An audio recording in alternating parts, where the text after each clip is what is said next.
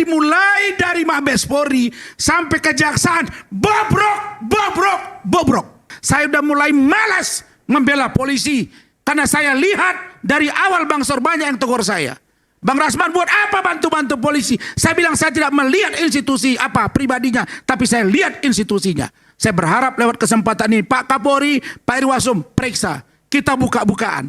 Oke, setelah saya jadi tersangka, untuk naik menjadi P21 dibutuhkan waktu 18 bulan, Bang. 18 bulan. Tersangka ke P21, bolak-balik Bung Indarsam, bolak-balik. 19 P19. Kenapa?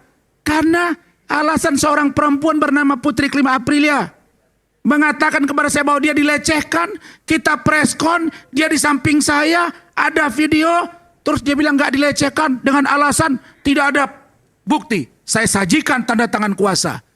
Diuji lab, dibilang tidak identik. Tidak identik. Saya panggil yang mengerjakan surat kuasa, diperiksa, didampingi, ada foto, diabaikan itu semua. Setelah itu saya mulai diskusi dengan jaksa. Pejabat tinggi kejaksaan, Pak Jaksa Agung. Saya akan kasih namai orangnya ini kalau Bapak panggil saya. Kalau enggak kami akan surati. Saya berdiskusi dengan keluarga saya Bu Ade, dengan teman saya, ya, mantan petinggi Mabes Polri. Saya komunikasi dengan seorang jaksa yang juga petinggi, yang sekarang menjabat di salah satu kejaksaan tinggi di daerah, ya. Apa dia bilang? Bang, ini tidak cukup unsur. Kami bertemu 3 kali. Saya nggak usah cerita apa yang terjadi antara saya dengan dia. Ternyata belakangan saya dapat informasi dia yang sudah menyetujui agar itu di P21. Apa cerita ini?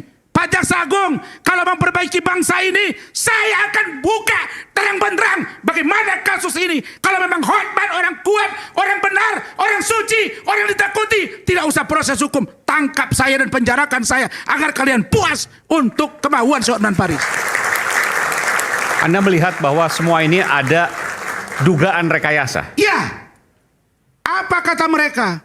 Begitu saya telepon teman saya, abang saya itu, dia teleponlah jaksa yang bersangkutan. Ya Bu Ade, betul nggak Bu Ade? Apa dia bilang? Saya telepon nggak diangkat. Lalu dia bilang, Bang, uji lab saja Bang. Uji lab aja ke luar negeri Bang. Dia ngomong. Kemudian begitu saya telepon nggak diangkat, diteleponlah oleh abang saya. Dia bilang sama Bang Rasman, Bang, saya kan cuma pejabat di sini Bang, saya cuma mengatur teken aja. Karena dia udah ngadu kemana-mana Bang, nanti saya bantu. Itu kata dia. Buka di telepon Telkomsel, pasti akan terjadi. Kau nggak bisa keluar ya. Ya jabatanmu sekarang saya akan buka. Siapa kau? Jadi mulai dari Mabes Polri sampai kejaksaan, bobrok. Pertanyaan berikutnya, di pengadilan, saya tinggal menunggu ruang pengadilan.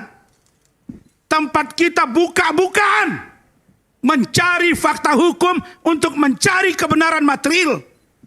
Ternyata Bung Aiman di awal, saya sudah ratusan kali sidang. Belum pernah saya lihat setegas ini, sekasar ini seorang pimpinan sidang.